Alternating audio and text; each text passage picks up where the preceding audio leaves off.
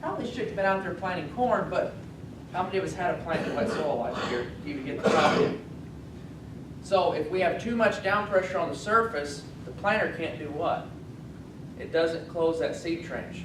I've also seen situations where if you over apply down pressure, we create a lot of surface compaction in this area, and then guys come along with those spike closing wheels thinking they're going to fix that. You ever use spike closing wheels in clay? You get these nice impressions that doesn't bust up that surface compaction, but you know what that spike closing wheel does do? You've still got compaction in here, because a lot of times your gauge wheel is wider than that spike closing wheel, but you end up working this up real loose with that spike closing wheel. So now you've got a sandwich effect. What happens if you do this to a Big Mac? Everything comes out. That loose soil, you get a windy day or a rain, what's that soil going to do? It's going to work out that seed trench. So there's a lot of things we can do by minimizing our surface compaction or sidewall compaction can help to lead to better yields. So what the system's going to do, it's always going to figure out how much down pressure it needs to maintain planting depth, but not so much that we create root development issues that result from over-applying down pressure. Go ahead. Okay. Thanks, Matt. Pretty good explanation of my pictures here. Rotor unit stress. Later. It's able to accept 100% of actuator's fluid capacity. So these holding right there. It prevents unnecessary stress or damage to rotor unit. Allows rotor unit to easily ride over obstacles, rocks, roots, hard pan, anything. It acts as a cushion, just a shock absorber. You know, it's kind of like a strut on a car. It's going to take that impact. How many of you guys drive out through the field when you're going down through there and your planter looks like a piano? Just Box hoppers are jumping all over the place. That's what this is going to solve right here. These are all unique features of Agneter's hydraulic downforce system. Okay, I got a picture of a rotor unit here with a traditional system. That's you know, what you get from your rotor unit bounce is skips, shallow seed depth, poor spacing, and wide is the dampening effect. So as you can see, that is a spring system there. So it's bouncing going across that field. Yep. So think of a car suspension, guys. A car suspension has two components in it. What are those two components? Shock and spring's a shock, but there's also a strut. So if you hit a pothole, what does the shock do? It absorbs that impact. But if your struts are out on your car, what does it sit there and do? It'll hop, or you could lose control. So the shock absorbs that impact, but the strut's there to stabilize it. A lot of times now they're all one component. But the idea here is, guys, that hydraulic actuator, that accumulator built into it's going to, when that rotor hits that rock, it's going to absorb that impact, but there's hydraulic pressure directly on the backside to allow that rotor to ride up and over that rock, and the second it's back in the ground, guess what it's doing? It's got a nice stable fluid suspended ride again. An airbag is nothing more than a shock, and a spring is a shock. So if an airbag hits a rock, what does it do? It'll bounce. Okay, go ahead. that's what I'm showing on these two lines here. It would be like your road unit and then your parallel lines. You know, they're going to run in sequence there, and they're going to bounce. So this is something I got from Matt. It's a hydraulic downforce study. Let me dive in on this one too. Okay. This can start to answer a question. So you asked me, how much down pressure should I set? Guys, 2 years ago, I gave a system to Bex, and they have a research farm over in Bloomington, Illinois. And I asked them, we have 5 aggressiveness settings in our system, okay? And basically, there's 200 pounds of down pressure here, difference, all right? So 200 pounds of down pressure. On a Kinsey planter, you have 0, 125, is it 250 and 375. Those are what your down pressure settings on those 4 spring settings. And just 200 pounds of variance, look at the yield difference. Running what we call was perfect, yielded 8.4, okay? If we went 100 pounds lighter, we lost 10.4 bushel. And if we stayed, we ran 100 pounds heavier, it was almost the same as running medium. Look what happens to our yield whenever we run light. That's why you said I'd rather you run light than too heavy. No, run heavy than too Run light. heavy instead of too light. So, there's a bigger yield hitter if you run too light. Because why? You end up leaving seed at an inconsistent planting depth. You guys can't tell, he's real passionate about Downforce. Guys, I'm from Southern Illinois. Anybody from Southern Illinois, you know where Carbondale is? That's where I'm from. Planting is a nightmare because I'll have 10 different soil types. I've got rocks, I've got hills. It's just, it's hard to keep seeding depth down there. And when I was a little kid planting, my grandpa taught me you set the planter in a heavy down pressure setting and you go plant corn. Why? He didn't want to lose depth. But what are we planting in predominantly? Clay. What does clay do when you have too much down pressure? It compacts. So I've seen the benefits from these type of systems. Keep going.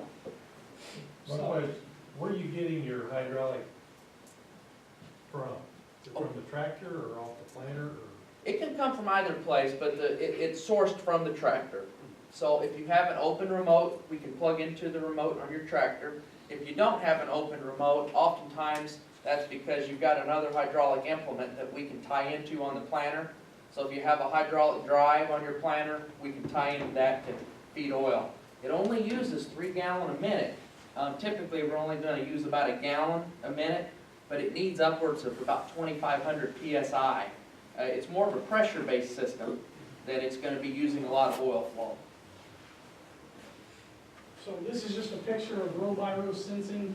You know, you can actually split that up, put a sensor on every row, or you can do it on like a, you know, row 1 and 2 have one sensor. He's got the sensor there. I'm going to pass our gauge wheel sensor around, guys. I just want you to feel it. Notice how rugged, reliable it is. This is a weak link on a lot of companies' down pressure systems. And Agler, when we started, we had the same issue. These down pressure sensors, well, they're carrying a lot of weight, and that weight fluctuates, so they can fail easily. We designed this one to be literally bulletproof. Take a look, see how heavy it is, but this is what actually tells us how much down pressure we're going to need to apply on your row units. Hold to that, they got a gun in their truck, I wanna see if that's actually bulletproof. My 44 do some damage on it. So you can do customizable sections. You can pretty much set it up however you want. That's a 16 row 3 channel, 16 row 8 channel. Like I said, I got another slide here, row 2. Customizable pinch rows from your tires. It's however you want to set it up, we can do it.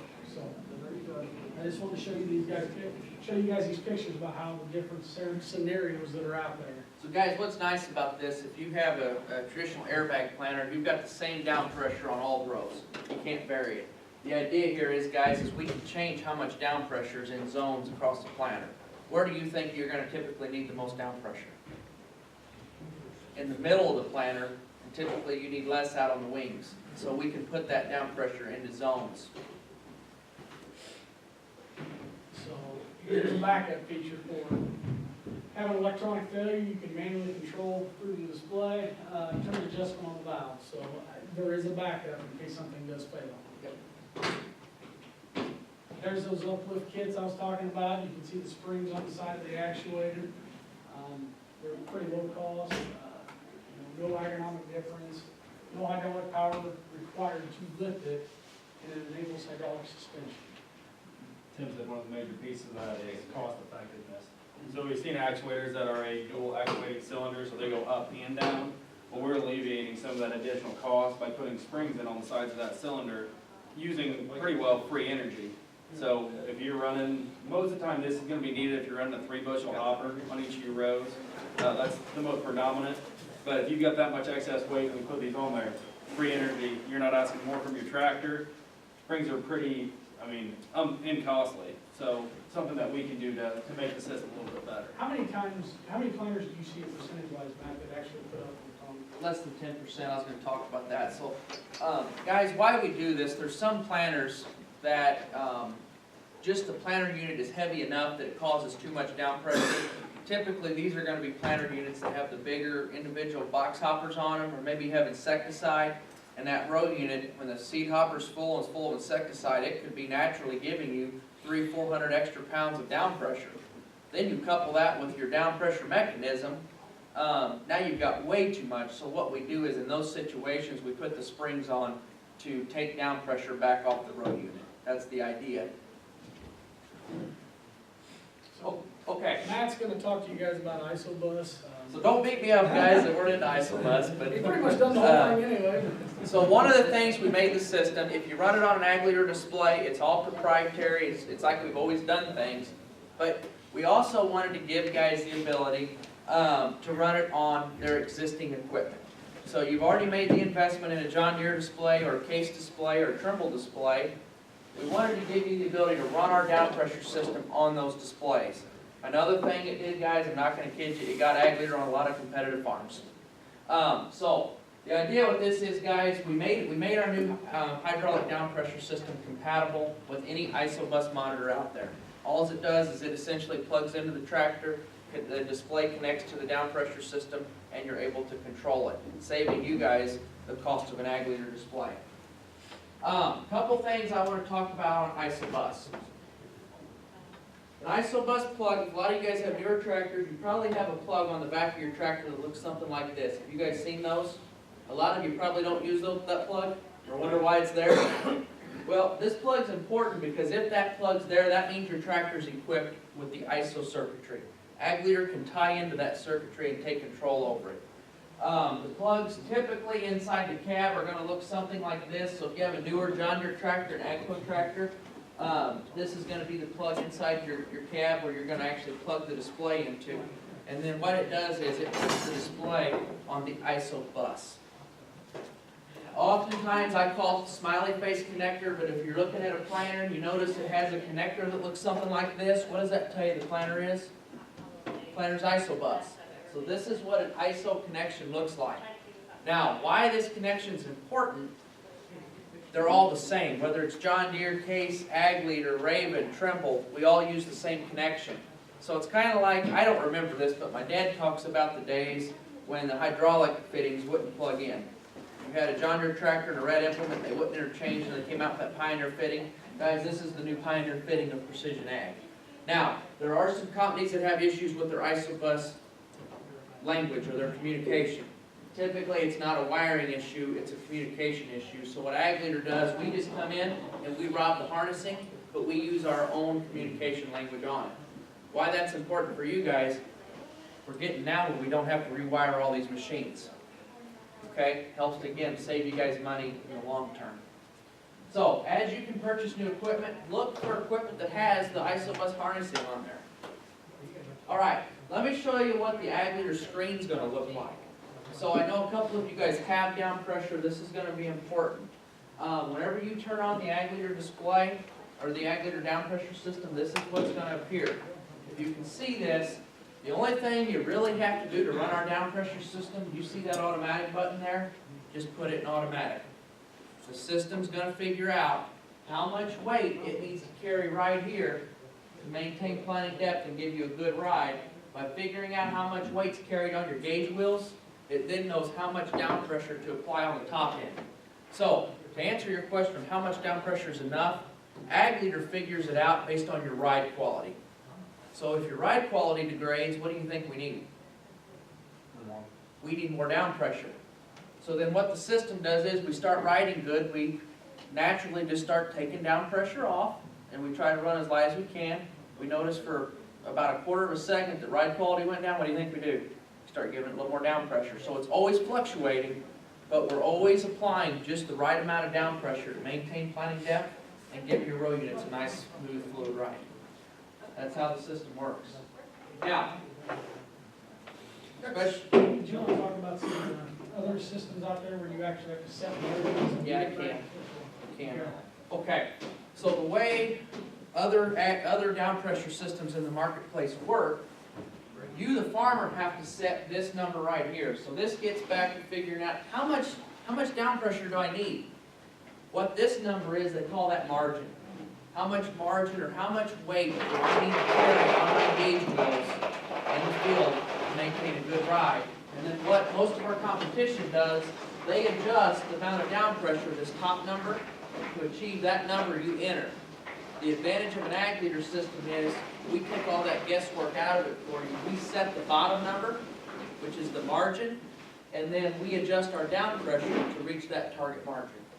The margin is what is over and above, correct? Over and above. Do you really carry 200 pounds over and above? We could, if ride quality is that bad. Okay. Now you're going to find you're getting an exact merge planter. you're gonna find when you get upwards of 7, 10 mile an hour, you're gonna need a lot more margin than you would at 5, 6 mile an hour. So as your ground speed improves, inertia is gonna force that rodent up out of the ground. You're gonna need to carry more margin to keep it glued to the ground. That's one of the challenges of planting faster. So, it's like water skiing. You get going faster, you can stay up top easier. Row units fight, we need to keep it down in the water. So, okay, one other thing especially important for you, you see this up and down arrow button? Ag Leader gives you some control over our auto adjusting margin.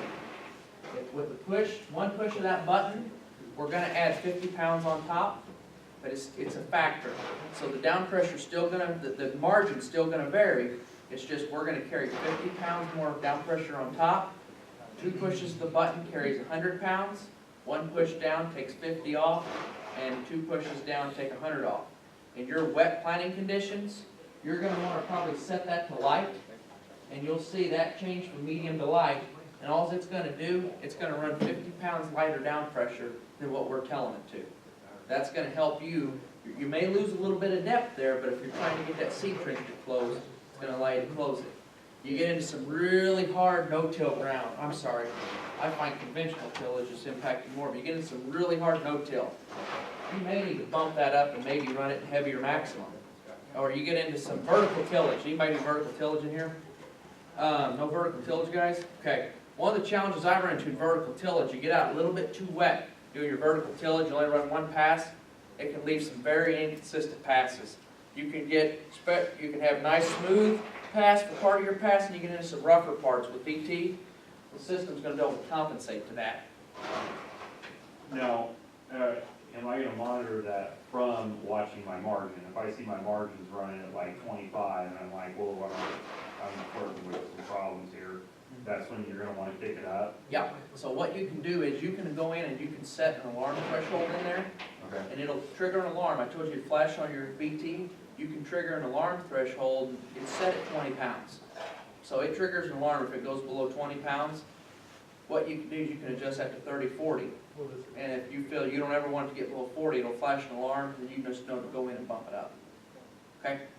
So, we tried to make it super simple. The big reason we developed this auto-adjusting margin, our competition has had to spend millions of dollars in these educational classes to teach farmers this theory called margin. We're like, this is just asinine. We're just going to figure it out for you. So we decided to build what we call the self-calibrating down pressure system. So, okay. Let's talk about targeted farming practices that are going to have benefit. No-till guys, obviously down pressure is huge for them because soil conditions are magnified when you get into no-till. No-till ground's harder than conventional ground. However, no-till ground is more consistent than conventional ground. Does that make sense? What do you think's consistent about no-till compared to conventional? It's hard, but moisture. Moisture impacts conventional tillage more than it does no-till. So I found when I was doing the Beck study with down pressure, I found back 2 years ago when we did it, I was seeing from morning to afternoon 200-pound shifts in our down pressure needs. In the morning we carried less, and by afternoon we were averaging 200 pounds more. Why do you think that is? Fields dried out. As the fields dried out, what happened? They became firmer, we needed more down pressure. How many of us go out, we set our planter, and we don't change it all day long in conventional tillage? You know, it's why you still need to go out and ground truth. Get out of your planter, go out and check, make sure your seeding depth's right. If you need to bump it up, bump that down pressure up. Strip till, guys, this is important because with strip till, you got a really hard pan, then you got this nice work zone. If that planter ever wanders outside that strip, it needs immediate down pressure. The system can respond to that. In contour farming, do we have any terraces? Anybody have terraces? No? Okay. That's tomorrow, Matt. Yeah, so that's tomorrow. We're not going to talk about terraces then. I don't have them. That's the one thing I don't have in southern Illinois. And then, of course, I talked about conventional farming, guys. I'm going to hand it back over to Tim. I'm going to have him. So one of the things the last couple of years, I bring up this Beck's data a lot, guys, because it's Illinois data. It's data that we've done locally. It's been done around Bloomington. We found hydraulic down pressure with ag leader, as an industry, we yielded about a 10 bushel an acre advantage around Bloomington. Now that's on 220 bushel corn. It's going to vary depending on what your productivity is for your ground. But Bloomington, Illinois, conventional tillage, conventional planter, we yielded about a 10 bushel an acre increase, and we've done that for 2 years in a row now. So we're seeing the yield results. Keep going, Tim. So, we've got a Downforce ROI up here. You know, it's talking here, you get an average of 11 bushel increase using an active hydraulic Downforce system. This is pretty much just, you know, 32.5, you're gaining 1,500 seeds per acre gain. So you're actually getting that 34 that you want because you don't have those late emergers, which are a weed, or they actually do sprout. So take that times the yield increase of 11 bushels, you know, $3 corn, it's $33 an acre. So, you know, we've talked today about Downforce and we talked about clutches, and they both have a very good ROI on them. Yep. So, And one thing I like to remind guys, so we're all naturally drawn to better planter performance. We need to improve our spacing and everything this, but what's the biggest yield hitter at planting time? Is it spacing or is it depth? It's depth. That's why the numbers look the way they are. Most everybody we put down pressure on, most of them have come back and told me this has had a faster payback than the row clutches I put on. If you've ever had row clutches, you know how quick the payback is. Most everybody who's sold auto adjusting down pressure to said this is even faster. So, okay, go ahead. questions? We're all done. Any questions, guys? I get pretty passionate about down pressure, but it's a product I believe in. So. Is there one planter versus another that will give you better return on that down? No, because we actually, by equipping the equipment to the planter, we can fine tune that planter to optimize its performance. I've seen no difference between a Kinsey, a White, or a John Deere. The one thing I have found you have to be careful of, some planters have different length parallel arms, Kinseys especially, you got to keep an eye on that. And guys, this is even for you guys that have springs and airbags. If you have some parallel arms that are longer than another, if you set the springs the same on all those row units, you've got less down pressure on those longer row units than you do on the shorter ones, because that torque's different because of the length of that parallel arm. That's the one thing I run into that can cause some problems. So, Are they different on like a 1760, like as opposed to what's underneath the commodity unit versus what's a regular one? Do they have different? I've never thought to look. I don't think there's an extension on. there's not except on their soybean units. So if you have a John Deere split planter, they are. Okay. So what I do for split planter guys on John Deere's, I put two separate systems on. I put a system on our corn units and we put a system on our bean units. And we run them totally independent. So. Any other questions? I'll be here through lunch, so you guys can hit me off one-on-one if you want to. I guess on that, let's say just starting off, you're gonna hit probably a medium setting is where you're gonna start. That's where I want you to start. About 90–95% of the time, you're gonna run it medium. And the only reason to ever change it is because maybe you're outside and you just can't wait any longer and you got cake out there, like real, like brownie mix. Yep. You know? I'm gonna be honest with you, our first year, we didn't have these settings in there. We designed it not to have these settings. That's, The problem was, in Illinois, there's so many guys that have been trained on this whole margin thing, they were struggling with it. We honestly put those settings in there to make them feel good. well, that's what. If you leave it medium, it's gonna figure out what it needs to run. Medium's gonna fix itself. That's what I'm saying, that's why I didn't understand why they would have those, so Yeah. the only reason it would be is like, if you are just, it's really having trouble sidewalling, Yeah, flicking it. I coach guys, it's more extreme weather conditions on why you're gonna adjust that aggressiveness. Really wet, run it really light. Really dry, you're in drought, run it heavy. Yeah. If you got a normal year, run it medium. Perfect. So. Yep, because I don't want you adjusting it from field to field. No, you got it. So. Otherwise, we're back right where we started. How much margin do I need?